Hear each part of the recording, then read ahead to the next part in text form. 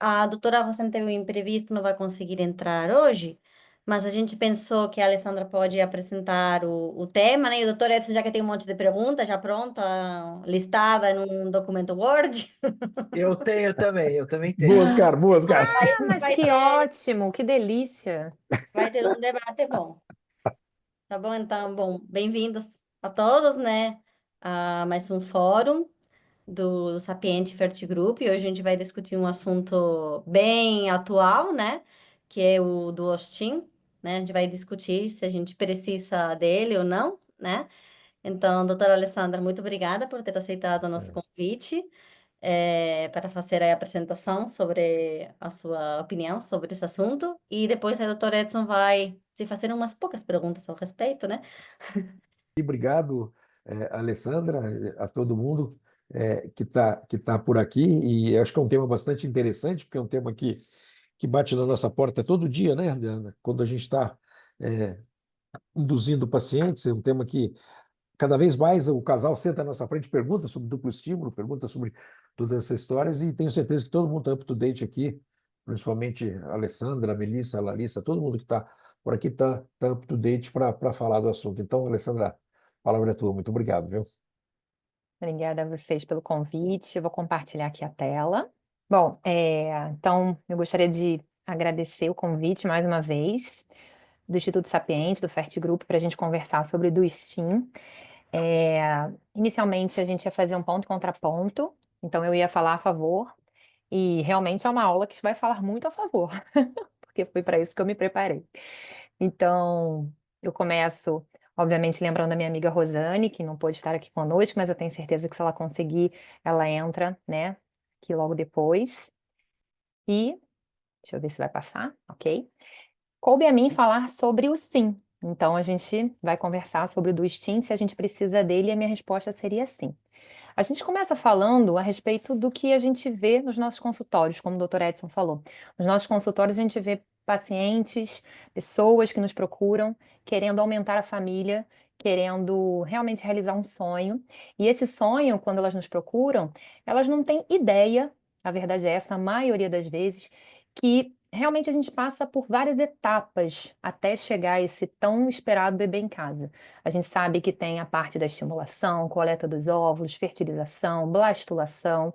Muitas das vezes a gente sabe que tem a questão do teste genético pré-implantacional e a gente tem realmente que conversar com essa paciente sobre todos esses desfechos. Muitas vezes uma paciente que chega muito confiante de que vai fazer um tratamento, mas que não sabe como é que vai ser essa jornada, esse processo. E além disso também, a gente tem que lembrar que muitas nos procuram sem ter ideia da sua reserva ovariana. E é aí que a gente vai começar a conversar. O do STEAM, ele sem dúvida, ele começou a surgir a partir do momento que virou uma estratégia promissora, principalmente para aquelas pacientes que tinham um prognóstico mais reservado ou quando a gente tem situações onde o tempo é um fator crítico. Sem dúvida nenhuma, esse foi o surgimento da dupla estimulação. Quando a gente está falando de tratamento, a gente sabe que o tratamento, ele vai ter que falar de óvulos, não tem jeito. Quando a gente está na frente da nossa paciente, a gente vê a reserva, a gente avalia a contagem no folículo, a gente sabe o que a gente vai conversar com ela. Vai falar sobre óvulos a serem coletados para produzir embriões. Esse trabalho foi um trabalho realizado em 2011, mas que fez uma associação muito interessante. Então, eles avaliaram mais de 400 mil ciclos de fertilização. E nesses ciclos de fertilização, eles fizeram justamente um polinômio fracionário, na verdade, né? Fizeram aí um modelo de ajuste justamente para poder predizer a quantidade de óvulos necessários.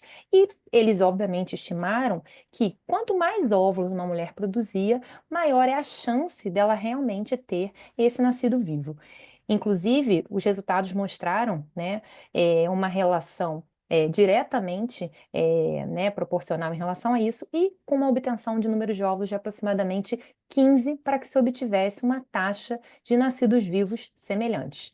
Mas é lógico que a gente fica se questionando se vai haver realmente uma necessidade para isso. Então, quando a gente fala se existe realmente a necessidade para o sucesso do tratamento, se a gente vai precisar de óvulos, a resposta é cada vez mais. E aí a gente traz como fonte né, um relatório do CDC que saiu agora, março de 2025, onde a gente pode observar que em 1990, mulheres de 30 ou mais anos, elas representavam aproximadamente 30% das mulheres que estavam tendo filhos. E agora, né, a partir do 2023, vamos dizer assim, porque esse relatório saiu agora, mas é referente ao ano de 2023, esse percentual nas mulheres com mais de 30 anos já ultrapassa 51%. Isso significa dizer que, beneficamente, a gente está reduzindo o número de adolescentes grávidas, mas a gente está aumentando o número de mulheres com mais de 30 anos desejando filhos, e inclusive com uma grande parcela da população tendo mais de 40 anos. E quando a gente vai falar desses nascimentos em mulheres com mais de 40 anos, sem dúvida nenhuma, a gente precisa falar sobre a questão da euploidia, sobre a questão da obtenção de números de maiores óvulos, justamente para conseguir ter esse embrião euploide. E será que só óvulos realmente vão importar? Então a gente sabe que existe uma série de fatores que estão influenciando todos nós hoje em dia. A alimentação, isso incluindo uma má nutrição, uma alimentação rica em açúcar, em gordura, cafeína, toda uma potencialidade para a gente viver num ambiente que não é um ambiente saudável. A gente sabe em relação aos hábitos, cigarro, uso de anabolizantes ou até mesmo medicações que podem interferir nessa questão relacionada à reserva ovariana. Isso tudo vai fazer com que a gente realmente repense diante da nossa paciente se é só a idade que importa. Porque eu tenho certeza que muitos de nós já se deparam no consultório com pacientes jovens e com essa questão da baixa reserva. A partir do momento que a gente pensa em reserva, a gente começou a pensar o seguinte: existe sim uma segunda onda. É em todo mundo? Provavelmente não. Não é em todo mundo que essa segunda onda vai aparecer.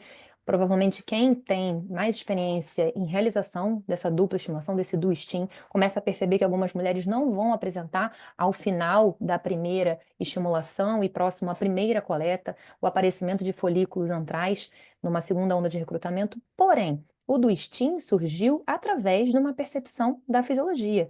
Então, essa visão tradicional, que era um único recrutamento folicular apenas na fase folicular, ele veio por terra quando começou a se observar que tinham folículos menores surgindo numa fase lútea, uma fase pós-primeira coleta. Então, existiria aí uma teoria de um recrutamento contínuo, com múltiplas ondas foliculares podendo surgir durante o mesmo ciclo ovariano. Então, existem inclusive trabalhos mostrando mais de dupla estimulação, o tristim e daí por diante. Então, existe sim esse recrutamento ele é possível de ser feito.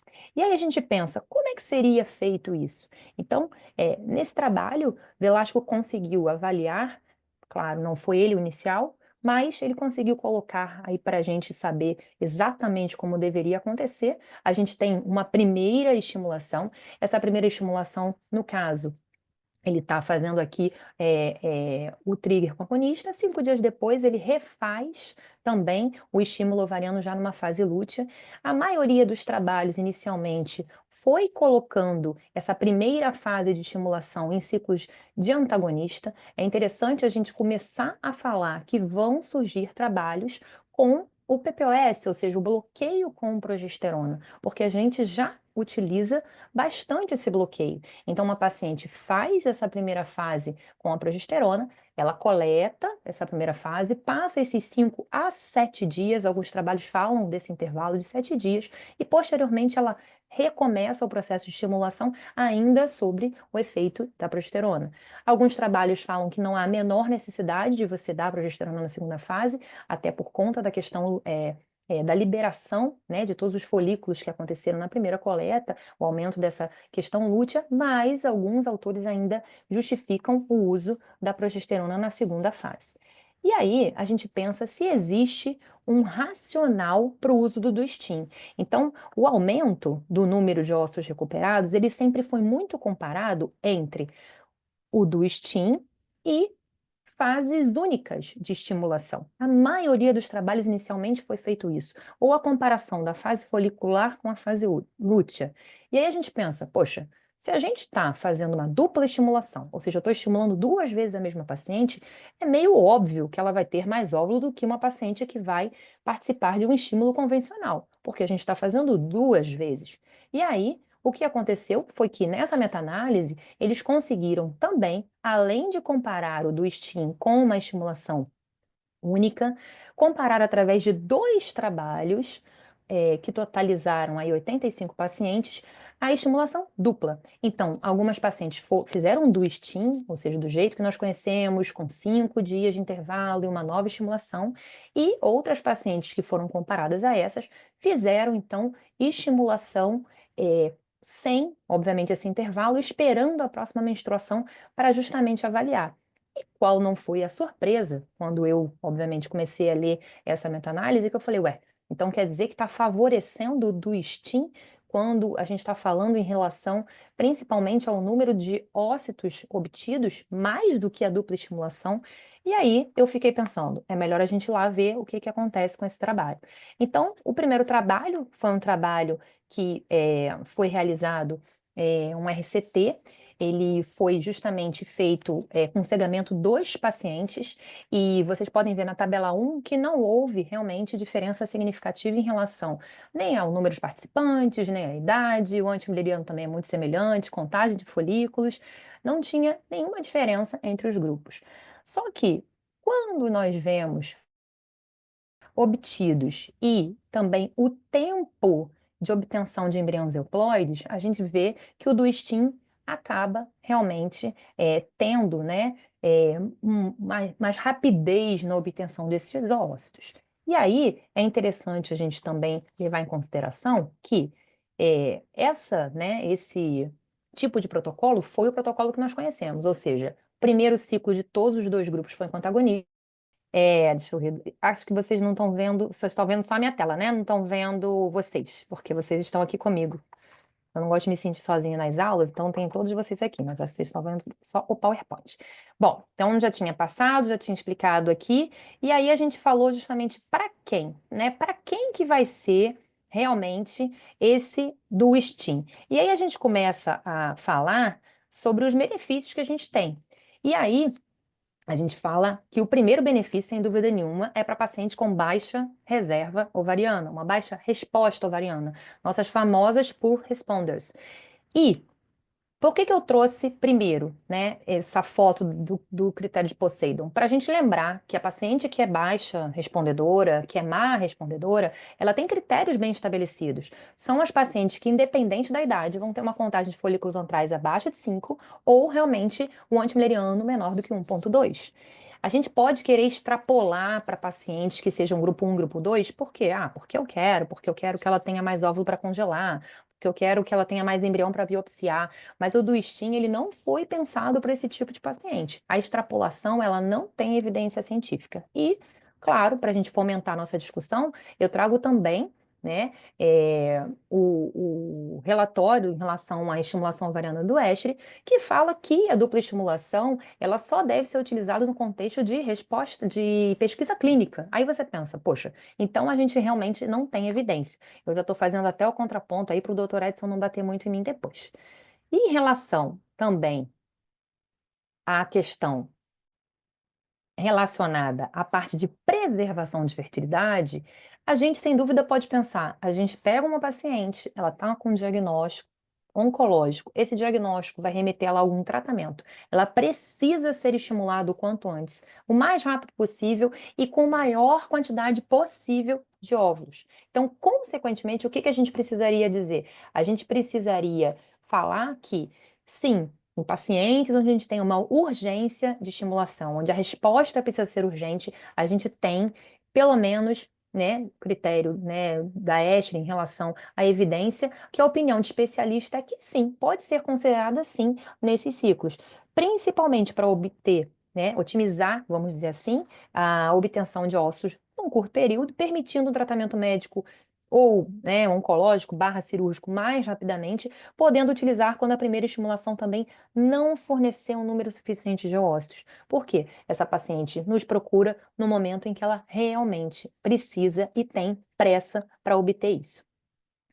E aí, se a gente vai pensar realmente no teste genético pré-implantacional, a gente começa a perguntar, bom, então a gente também vai pensar em pacientes com PGTA.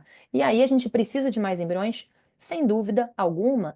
Esse trabalho, ele veio justamente mostrar para a gente, através, né, dessa representação gráfica, que quanto mais velha a paciente estiver, a gente vai precisar de mais ósseos para obter esses embriões euploides. Então, através desse modelo, eles foram demonstrando essa necessidade. Então, sim, quanto mais velha a paciente é, maior vai ser o número de óvulos necessário para a obtenção de um embrião euploide. Então, para haver maior quantidade de óvulos, o DUSTIM é uma das ferramentas que poderia ser utilizado, aumentando assim essa probabilidade.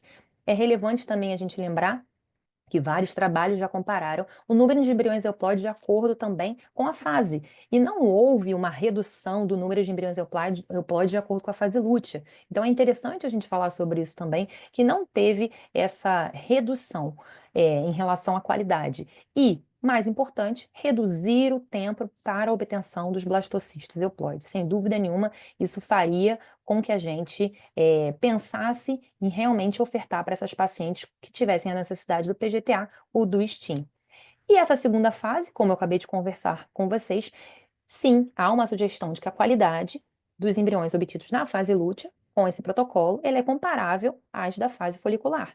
As taxas são semelhantes de embriões euploides. Os resultados clínicos obstétricos e perinatais desses embriões euploides obtidos após essa estimulação lútea também é tão eficaz quanto a estimulação da fase folicular. E aí a gente pode avaliar nesse trabalho que existe aí um número similar de blastocistos euploides por ócitos, principalmente quando a gente vai comparar as fases. Então, fase folicular, fase lútea e a questão cumulativa ao final desse processo. Bom, quando a gente fala em relação ao antimileriano, a gente sabe que a gente poderia ter aí, como já foi passado, a questão de um valor, onde a gente pudesse predizer a necessidade da realização desse protocolo de do STIM. E aí, esse trabalho, Lamarca tentou predizer através dessa curva ROC que valor seria esse. Então, ele prediz que realmente o ideal em ciclos do STIM seria a gente ter um ponto de corte de antimileriano de 1,1. Então, pacientes que tivessem um antimileriano menor do que 1,1 deveriam ser orientadas da necessidade de mais óvulos para obter o sucesso da sua gestação, seja através do congelamento de óvulos, seja através da fertilização in vitro imediata. De qualquer maneira, conversar sobre uma estimulação além da primeira. Se essa estimulação vai ser através da dupla estimulação do STIM, como ele coloca no trabalho, ou se vai ser através de duas estimulações separadas, a gente vai realmente precisar de muito mais trabalhos para chegar a essa conclusão. A gente aqui avalia também um trabalho de Velasco, junto com seu grupo, que tentou demonstrar justamente as forças, as oportunidades, as fraquezas e as ameaças para o do STIM. E aí, sem dúvida nenhuma, a gente começa a perceber que há um aumento, né, da sensibilidade ovariana e responsividade ao FSH exógeno em mulheres com 35 a 40 anos. Se fala de um aumento da expressão dos receptores de FSH nas células da granulosa. Então, existe toda uma questão favorecendo o do STIM em relação principalmente à parte biomolecular e de receptor na parte ovariana. E isso, obviamente, vai favorecer respostas. Então, aquela paciente que talvez na primeira fase não foi tão bem, principalmente o Baldi, que é, né, um dos autores que mais entusiasma dessa dupla estimulação, ele deixa bem claro que ele vê geralmente dobrar. Confesso a vocês que algumas pacientes que eu já fiz duplo estímulo não dobraram o número de óvulos, mas algumas sim. Então, a gente sempre fica naquela oportunidade de falar com a paciente que isso pode acontecer. Então, saiu um trabalho, esse trabalho é muito interessante. Então, eles justamente pegaram os especialistas que evidenciaram os principais RCTs relacionados ao do STIM e começaram a analisar se era realmente para ser feito ou não, se existe essa evidência para que ele seja utilizado. Então, eles colocam, e aí, me desculpem os colegas, eu escrevi sobre pró, não vou falar o contra a respeito do STIM, mas aqueles que tiverem interesse, depois eu posso passar todos os artigos que eu utilizei na aula. As três principais vantagens ele coloca como redução do tempo, redução do custo e descontinuação do tratamento. Essa questão, né, de reduzir o dropout, sem dúvida nenhuma, é citado em todos os artigos. Aquela paciente que você sabe que ela vai precisar fazer de novo, e aí é muito difícil você falar com uma paciente de baixa reserva, que ela tem uma baixa resposta e que ela vai precisar fazer de novo, se não fizer emendado. A maioria dos trabalhos fala isso. Por quê? Porque a gente sabe, né, que principalmente nas clínicas privadas, até 90% das mulheres com mau prognóstico são justamente essas pacientes que vão precisar fazer de novo e têm baixa reserva. E aí, elas simplesmente passam por essa fase inicial, muitas das vezes sem óvulos, sem embriões ou sem embriões euploides, demoram a retornar, elas ficam meio que pensando se vai valer a pena todo aquele processo novamente. E eles relatam, na maioria dos estudos, que fazendo emendado isso é mais fácil. Você, né, tá ali com a paciente próximo. Além disso, também, eles falam em redução do tempo e a redução do custo. Eu coloco aqui para vocês um ponto de interrogação, porque quando você para pensar, a paciente está fazendo 2 tratamentos, algumas clínicas colocam como uma política redução ou algum desconto na segunda fase dessa paciente, mas a medicação ela tem que usar de novo. E a maioria dos trabalhos demonstra um aumento do número de dose de gonadotrofina na fase 2. Então, você vai acabar comparando esse custo muito próximo.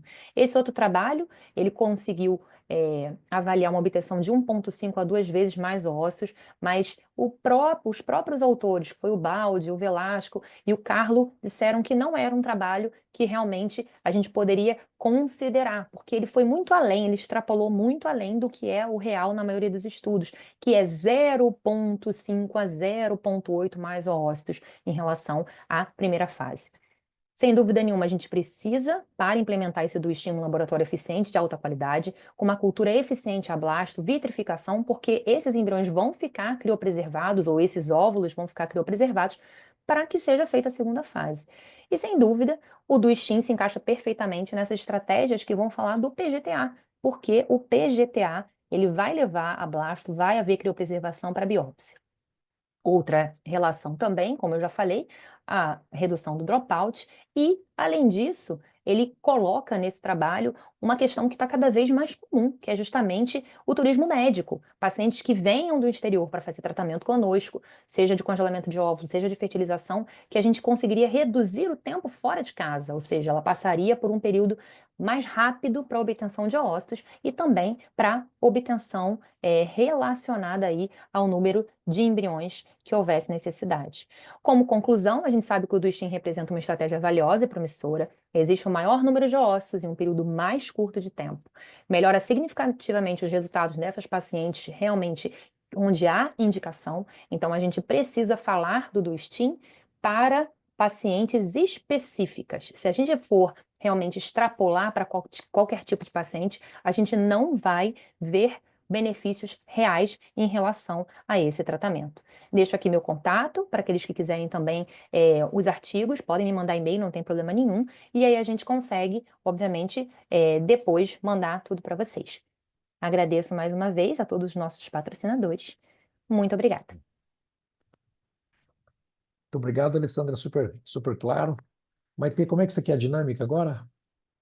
Vamos botar a Larissa Mano, para você falar o quer. contra? A lei já está tremendo, né? Das perguntas, doutora Não, Edson. nada disso, nada disso. Eu estudei, Maite, muito, Eu estudei muito, sei. porque eu sabia que o Edson ia moderar, eu já fiquei preocupada. Imagina. Não, deixa eu fazer algumas considerações. Obrigado, Alessandra, foi ótimo, é sempre bom te ouvir. Você fala super bem, é muito gostoso e a gente aprende bastante. Vou fazer algumas ponderações para depois deixar a Larissa e a Melissa me ajudarem aqui nas considerações. Primeiro, quando a gente lê os trabalhos de Duostin, a gente vê que a imensa maioria das publicações são de autores italianos. É claro, é o Filippo Baldi, o Carlo Ovidi, Relaxa. são as pessoas que propuseram isso e que sempre falaram que a grande vantagem justamente é a diminuição do dropout.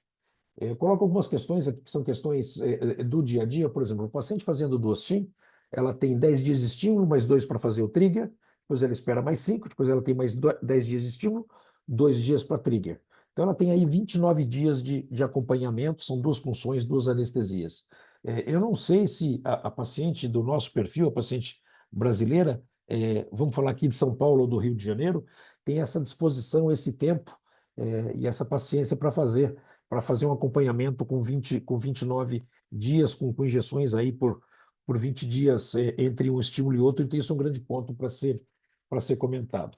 No outro, foi apresentado aquele esquema de batalha do Fertility Sterility sobre o pró e o contra, e sempre Raul Oviedo falando contra e o pessoal italiano falando a favor, que é muito, muito bem ponderado, mas pelo que eu vi, a Alessandra mostrou algumas coisas, todos os trabalhos que fazem essa comparação entre probabilidade de bebê em casa, usando o Duostin ou usando dois estímulos, falam que o resultado realmente é mais ou menos igual. Eu não fico muito confortável de fazer esse duplo estímulo, por quê? Porque você perde a oportunidade de, nesse segundo ciclo, você avaliar o número de folículos antrais. E a gente está falando aí normalmente em pacientes, em mulheres, e que tem uma resposta mais pobre. Então, talvez o Duostin, lógico, serve para urgência, serve para paciente em que a gente tem que estimular um paciente oncológica, claro, mas para fazer isso seguido, eu não me sinto muito confortável que eu perco essa avaliação desses folículos antrais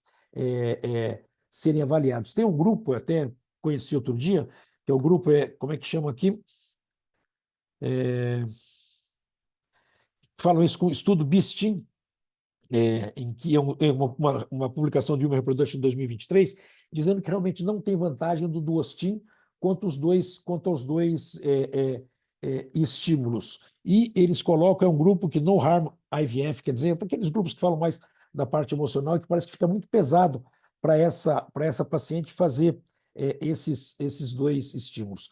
Talvez uma alternativa boa, quando não se vai para diagnóstico genético pré-implantacional, por isso que eu acho que talvez o Duostin caiba para aquela paciente pobre respondedora jovem, em que você necessariamente não vai fazer um diagnóstico genético pré-implantacional, que é cada vez mais raro dentro da nossa prática clínica, a fazer o Duostin proposto pelo Polisos, que é o Duostin Fresh, né, que você começa na fase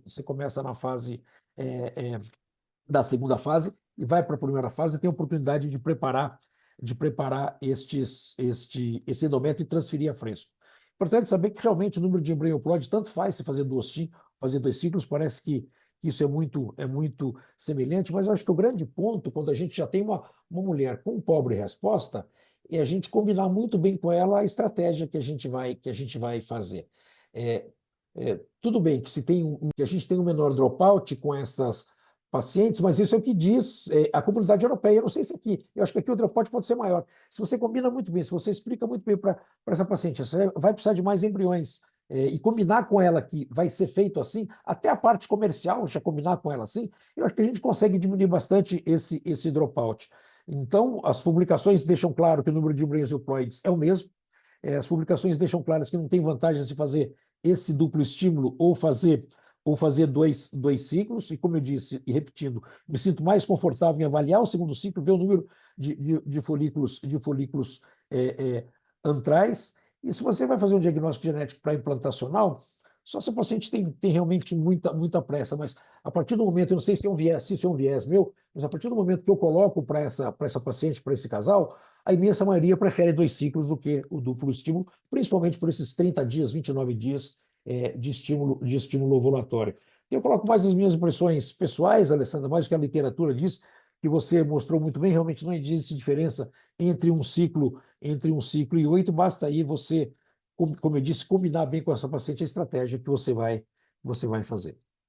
Então, agradeço novamente, Alessandra, e eu deixo para, então, Melissa, você quer comentar? Você que está aí no ar, depois a Larissa vai. Obrigado. Alessandra, adorei tua aula. Eu acho que eu nunca tinha assistido uma aula tua. Muito, muito bacana. Você tem uma didática ótima, gostei bastante. Bom, na verdade, eu sou uma entusiasta do Duostin. Eu gosto muito de fazer. Então, se eu tivesse que dar aula, minha aula seria o Pro também. Por quê?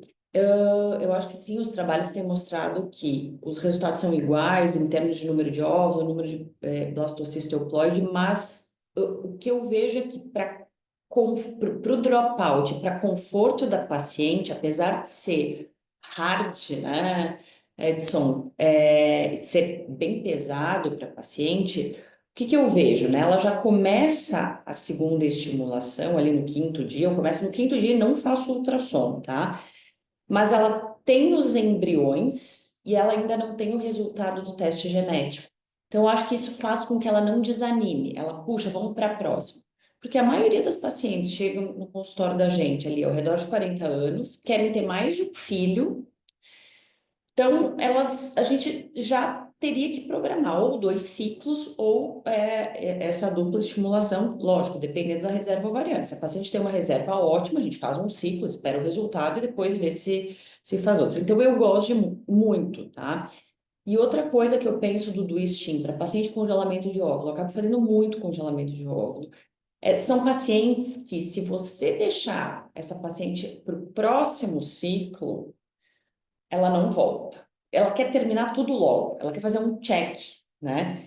Então, eu acho que talvez a parte emocional do testing ela seja até mais importante do que o resultado final, porque realmente você fazer 2 seguidos ou a dupla estimulação, o resultado vai ser o mesmo. Então, eu gosto bastante de usar essa estratégia. Em termos de custo, aqui na Hope, a gente tem um custo um pouquinho reduzido para essa segunda estimulação quando a gente faz o do STIM. Mas realmente, Alessandra, concordo com você, em termos de laboratório, de medicação, é tudo igual, né? Outra coisa que eu acho que é bom da dupla estimulação, mas isso também duas estimulações a gente tem a oportunidade de fazer. Numa primeira estimulação, você aprende muito do ovário da paciente. Então, você faz alguns pequenos ajustes na segunda, às vezes mudança de medicação ou estender um pouco mais o ciclo, que eventualmente tem um resultado melhor. Eu já tive, por exemplo, resultado em congelamento de óvulos, de congelar 5 óvulos e na segunda fase coletar 12, né? Então, o resultado bem melhor. Mas será que foi por conta do STIM? Talvez não, talvez foi por conta dos ajustes que eu fiz nessa segunda fase. Mesmo assim, eu gosto. Eu acho que a paciente já está ali no clima de fazer o congelamento de óvulo ou a fertilização in vitro e acaba que a gente não perde tempo. Eu concordo com a Mel, assim, acho que para a gente, os estudos europeus, como o senhor mesmo disse, doutor Edson, muitos dos países, eles fazem os tratamentos ali pelo governo e acaba que eles têm essa questão do dropout e a paciente não tem custo, na maior parte deles, né? Mas para a gente, o que eu vejo? Quando você tem um planejamento de número de ciclos a fazer para essa paciente, você consegue amarrar com que ela fique no tratamento e com isso oferecendo oportunidade de que ela realmente alcance o embrião euploide, alcance maior chance de gravidez. A nossa média de idade de pacientes na clínica, quando a gente faz o levantamento, é de 38,6, 39,2 anos a cada semestre, né? Quando a gente faz esse levantamento, a gente acaba vendo que a idade acaba sendo desfavorável e muitos dessas pacientes têm baixa reserva ovariana. Então, e esses estudos mostram que a média entre o primeiro ciclo e o segundo ciclo ali é de 58, 72 dias. Então, se a gente tem esse time, às vezes de 6 meses, numa paciente com uma idade mais avançada, com uma reserva ovariana mais baixa, e a questão do custo de voltar para fazer uma segunda FIV, eu acho que você pode perder essa paciente.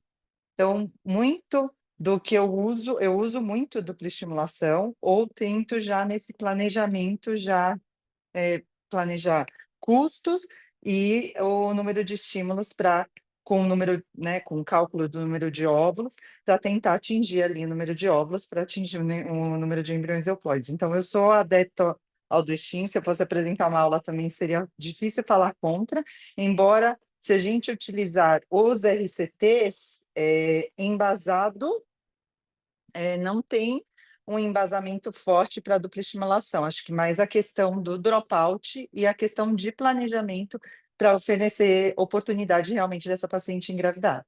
Ótimo, Larissa, muito obrigado. Foi ótimo. Deixo aberto para as perguntas, para os comentários, por favor. Sintam-se à vontade para falar. Bom, eu vou perguntar, então, vou pedir para as Deixa eu pessoas. aproveitar e fazer um Vai. comentário.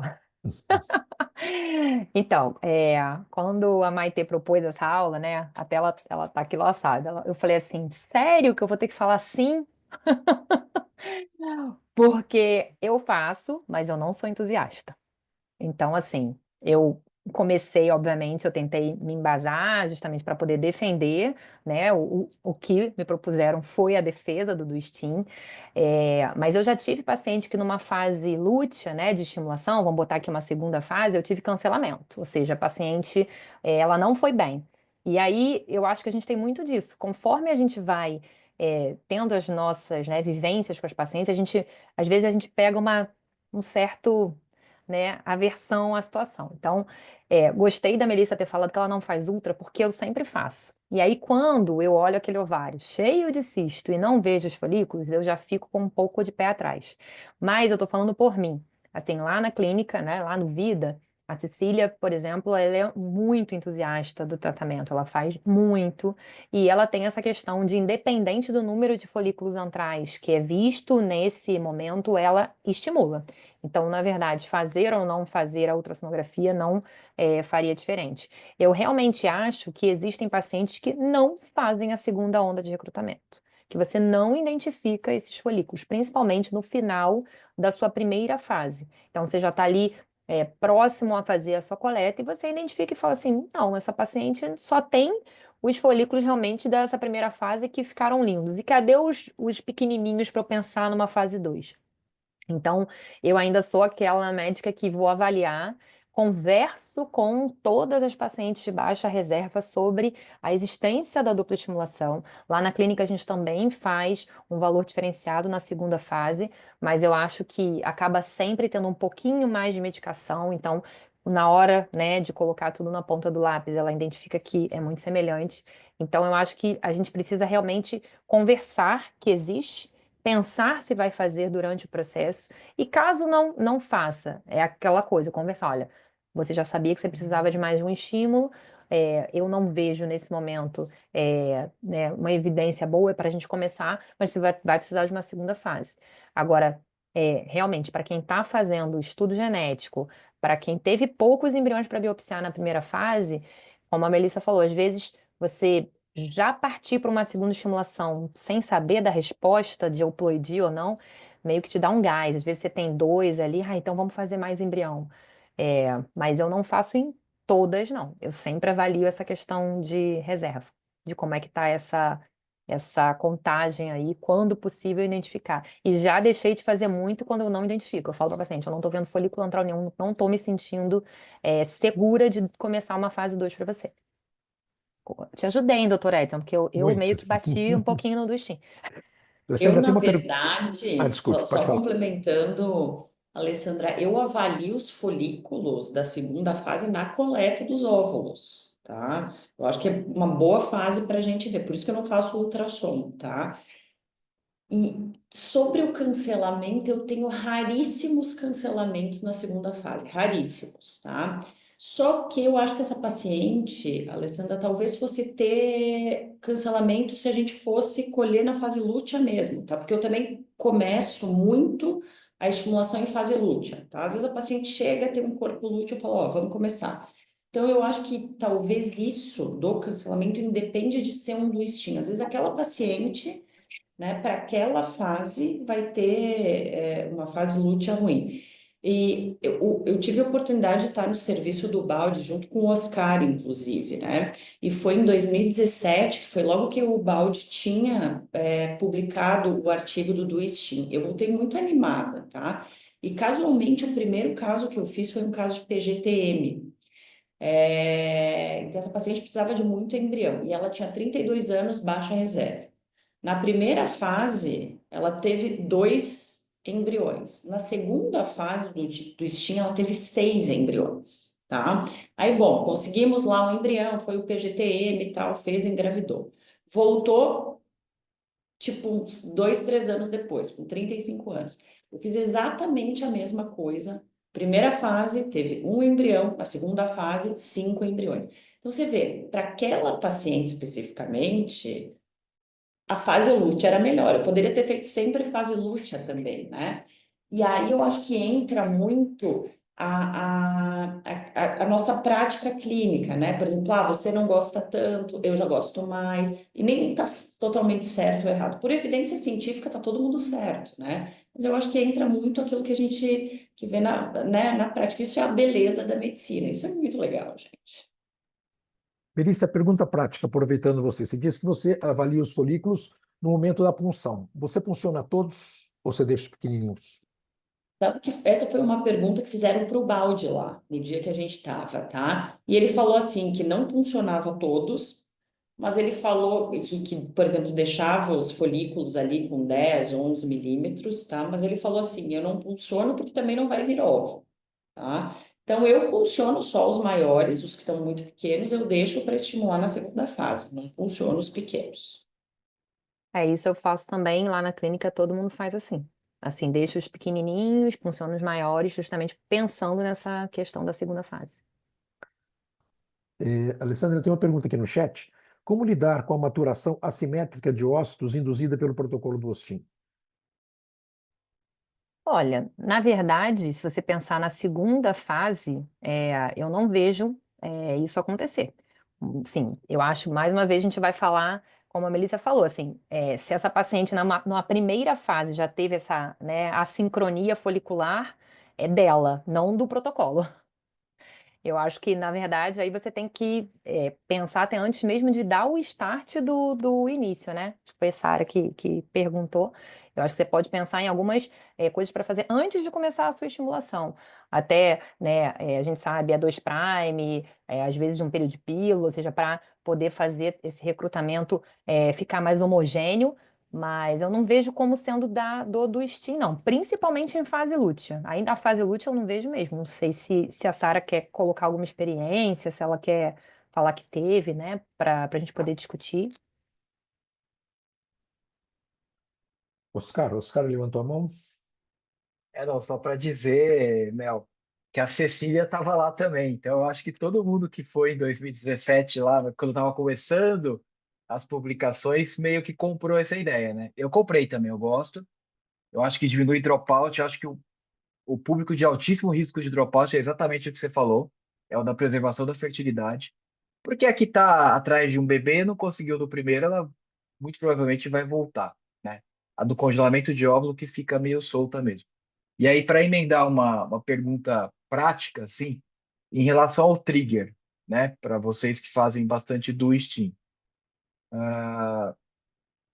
Trigger com HCG na primeira, mesmo que seja uma dose mais baixa, para fazer um dual trigger ali, pensando em recuperar mais óvulos, já que é uma por responder, o quanto isso pode atrapalhar ou ter que fazer você dar um intervalo maior que 5 dias. E na segunda perna do Steam, o quanto vocês confiam num trigger só com agonista? Alessandra, vamos lá. Olha, a gente tem como prática lá na clínica fazer muito triggering associado, ou só com agonista, tá? É raríssimo hoje em dia a gente fazer com o uso do HCG, só em casos que a gente vai fazer a transferência. Então, a gente tem feito de rotina. Esse intervalo realmente você pode aumentar um pouco, ultrapassar os 5 dias quando você associar o agonista, justamente para ter uma melhor resposta. Então, a gente, às vezes, ao invés de 5, a gente pode estender um pouquinho mais e vai a 7 dias. Mas, tranquilo, não vejo nenhum problema em fazer tanto na fase 1 quanto na fase 2 o triggering dessa maneira. Pelo menos é assim que a gente faz lá. Não vê muita falha de trigger na segunda, quando usa só agonista. Não. Tá bom. Eu Mel? também não vejo, tá, Oscar? Mas eu tive um caso que eu não sei se o Edson vai lembrar, que era um congelamento de óvulo de uma paciente brasileira que morava na França, tá? Então a gente há pouco tempo e eu fiz uma dupla estimulação. Eu sempre faço só o agonista na primeira fase, só, tá? Porque eu acho que quando a gente usa o HCG, a segunda fase ela acaba ficando muito prolongada, tá? Então eu faço o agonista, não tenho menor número de óvulos, nada, nunca tive problema. Só que essa paciente especificamente, na segunda fase, ela tinha mais folículos e ela teve 0 óvulos, 0, tá? E foi um caso que eu discuti na SBRA, no chat, discuti muito com o Edson.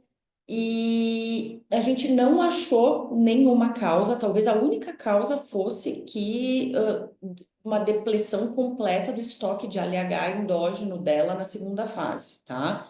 E aí a gente fez um tristim nessa paciente, tá? Então eu emendei numa terceira coleta, aí eu dei o HCG e ela teve óvulo, tá? Então provavelmente era isso. Então o que que eu faço, tá, Oscar? Mas isso muito da minha cabeça. Eu dou o agonista na primeira fase e na segunda fase eu dou o HCG ou o HCG com agonista.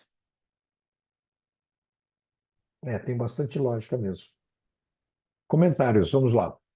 A Rose está por aí ou não? Você tá aí, Rose, ouvindo? Eu queria saber, sei lá, poder ser da opinião da gente mesmo, como é que vai o emocional dessa paciente por esse tempo longo de estímulo. Acho que a gente tem vários perfis de mulheres, né? Quer dizer, o perfil aqui da paciente de São Paulo é uma, talvez da paciente de outro estado seja outra, mas é muito interessante a opinião da Melissa, principalmente na crio de óvulos, né? Eh, que é uma paciente que tem um dropout grande mesmo. E a gente pode até falar sobre isso, que cada vez mais a gente faz mais crio de óvulos, mas a gente está muito aquém do número de óvulos. No evento que a Melissa fez, isso foi comentado, muito aquém da quantidade de óvulos que a gente precisa. A Rose entrou aí? Você quer Eu falar estava aqui. rapidamente, Rose? Estava aí. Hum. Estou de olho em Ah, você, Rose. Você quer comentar? Você tem alguma experiência a respeito disso, das pacientes falarem, Rose, sobre tempo de estímulo, sobre por que param, por que então, desistem? olha, é, as pacientes que eu atendi, né, para congelamento, tempo de estímulo, parará, e também é assim, existe muita ansiedade envolvida, né, e uma expectativa muito alta, e o que às vezes faz com que elas queiram que emendar uma coisa na outra e nem sempre é possível fazer dessa forma. Estou respondendo a sua pergunta ou não? Quando ela vai para você conversar, Hum, ela reclama desse estímulo, do tempo de estímulo? Quer dizer, isso é uma reclamação que vem à tona na conversa? não, não necessariamente. Eu acho que o que vem é do resultado desse estímulo, tá?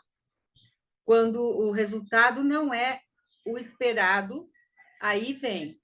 E já ouvi, por exemplo, né, mais de uma pessoa falando assim: eu quero que ele use ou ela use o protocolo que o tal médico usou com a minha amiga, porque para ela deu certo.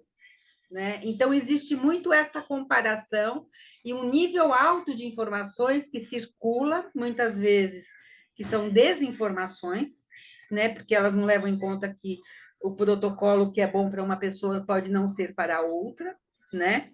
E eu não estou falando de grupo de tentantes, aqueles de internet, sei lá, o mequetrefe. Eu estou falando de gente que tem algum tipo de conhecimento, né?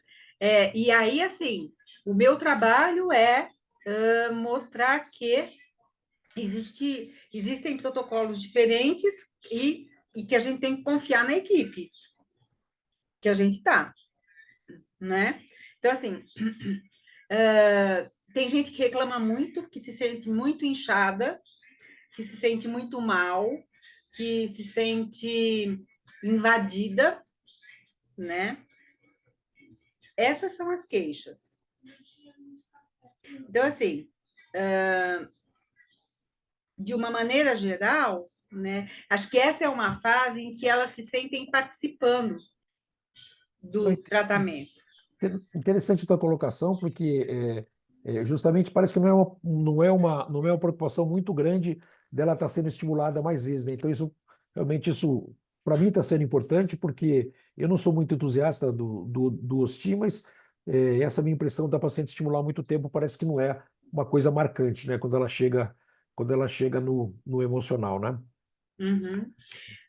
E assim, às vezes até eu já peguei, assim, por exemplo, o caso de mulheres com mais idade, né, que estavam com uma produção muito ruim e que, assim, o fato de poder fazer mais de um estímulo, né, para depois transferir,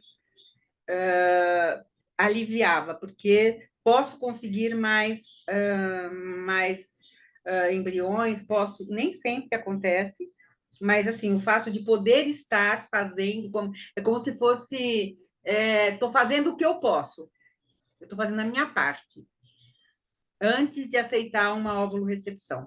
Tá, eu queria propor aqui, depois a gente pode colocar isso na forma do grupo, da gente fazer um questionário, tipo um Google Forms, bem simples, para estas mulheres que já fizeram estímulo ovulatório, e perguntar qual que seria a impressão delas disso ou não, porque isso realmente às vezes pode mudar a impressão, como a minha impressão pode estar sendo mudada agora, de acelerar um pouco mais a indicação do duplo estímulo. Deixo aberto para as perguntas. Estamos sem Ibope hoje. Eu gostaria, então, que a Alessandra e a Melissa colocassem as suas considerações, as suas impressões e o take home message para nós aqui que estamos assistindo vocês duas. Por favor, Alessandra. Bom, a gente, né, finaliza aqui falando que o do STEAM é um protocolo existente. Eu acho que, como qualquer protocolo, ele precisa de mais estudos para ser melhor validado, principalmente em relação a ensaios clínicos, randomizados, em trials. Sem dúvida, eu acho que uma das coisas que a gente vai precisar começar a comparar, porque eu sei que tem muita gente fazendo, é o bloqueio com a progesterona. Então, talvez a gente comece a perceber que um bi-STEAM com o protocolo PPOS vai ser muito semelhante a um do STEAM, porque todos os trabalhos acabam identificando que na fase lútea existe sim essa melhora de resposta, e provavelmente por conta dessa questão progestacional aí fomentando esses receptores, né, nos folículos. Acho que a gente deixa o recado de que é um tratamento que é específico para algumas pacientes, então principalmente baixa reserva, principalmente aquela paciente que precisa resolver em um curto período de tempo, seja esse curto período para o que for, seja por uma questão oncológica, seja uma questão de criopreservação de fertilidade, seja porque ela veio para o Brasil para fazer o tratamento e vai voltar rápido para o exterior. Eu acho que a gente tem que pensar que existe o protocolo e ele tem que ser conversado, não necessariamente definido e decidido de uma vez na primeira consulta. Obrigado, Mel, por favor. Bom, eu como uma entusiasta da dupla estimulação, tá? Eu acho que vale muito a pena. Eu proponho isso na primeira consulta sempre, porque eu acho que é importante a gente fazer o planejamento, e aí tanto faz a gente fazer o planejamento de STEAM ou de duas estimulações. Eu acho que quando a paciente sabe aquilo que vai acontecer, eu acho que ela se sente mais confiante, ou sabe que se pode, né? Precisar de mais de uma coleta, eu acho que ela já vai ficando preparada, né? Eu acho que cada um agora tem que ver um pouquinho mais da sua prática clínica, o que que serve para si, o seu perfil de paciente, mas eu segui aqui na dupla estimulação, viu, gente? Muito obrigado. Você vê como essas reuniões são importantes, pelo menos para mim, pessoalmente, que eu tinha uma ideia muito mais fechada em relação a indicar e a minha cabeça está mudando. Então, é muito importante. Agradeço a Alessandra pelo preparo, a Melissa por esses comentários à parte, o Oscar, que ajudou aí, a todos vocês que estão assistindo. Muito obrigado. E eu passo para a Maitê para fazer esse fechamento e anunciar as nossas próximas reuniões. Muito obrigado para todo mundo, viu? Muito obrigada, Alessandra, Melissa, Oscar, Dr. Edson. Tem uma pergunta da última hora que vou ler, tá? Que acabou de surgir agora no chat. Do Ricardo, tá? Não é na verdade, é uma pergunta, né? Tenho feito o Duostin com o uso de progesterona nas duas fases sem observar qualquer problema, tá? Então, aí a par do que a Alessandra falou, né? Então, muito obrigada a todos. O próximo evento é dia 15, que vai ser um journal, onde a gente vai ter um convidado para falar um pouco de dado de mundo real, de evidência de mundo real, como chegou isso dentro da reprodução assistida e nos ajuda também a entender algumas coisas, né? Não só, para não ficar só nas RCTs, né? A gente também olhar para esse outro lado, que são as evidências do mundo real. Então, muito obrigada e um bom descanso a todos. Obrigado. Tchau, tchau. Obrigado.